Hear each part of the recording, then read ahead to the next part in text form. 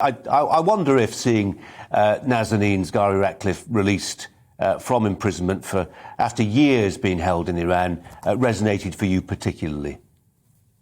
Yeah, it's really, really good news that she's been released after so long. I spent 4 years over in India wrongly, so I know exactly how she's feeling, what it would have been like to be told the good news. For me, it still feels like yesterday, so many years down the line. And just that initial, when the family gets told, that would have been absolutely tremendous, especially for our daughter. All the charges against you and your comrades were dropped, and this was in relation to the fact you'd been mounting a guard on board a commercial vessel against Somali pirates. You had legally registered arms, but there was an Indian patrol vessel that took a different view. You were taken into prison, and there was a legal process that then became interminable and couldn't be resolved. What were conditions like in the prison where you were held?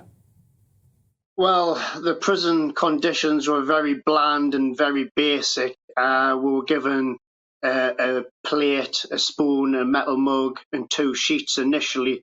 And later down the line, with the help of the British government, we were able to get these very thin mattresses. But when you're sharing a cell with nearly 23 people with a hole in the floor as a toilet and a few vegetables, it was definitely difficult. Sanitation, health deteriorated.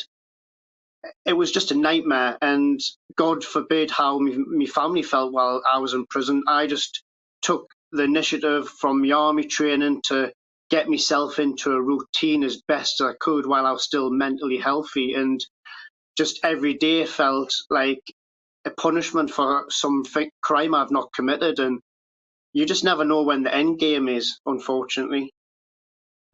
Perhaps it was your army training, maybe it was just your general outlook, but you had a regime to live by, didn't you? We've talked before on this programme about Terry Waite's incarceration in the Lebanon. He was chained to a radiator in a windowless cell in the dark for years on end. But he had this regime that he lived by. He was able to exercise by walking around the cell.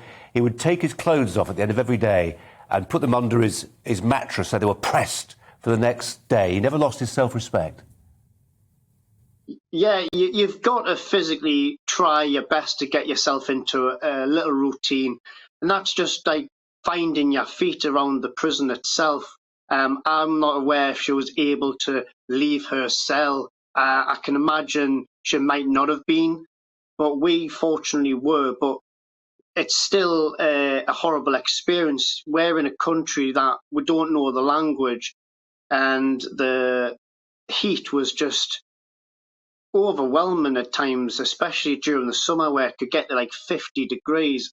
And it just it literally takes you to that next level. And it's right when they say you never know what you're capable of unless you're faced with adversity. And it's left scars, unfortunately, for my time in India. It really has. But it's made me the person who I am today.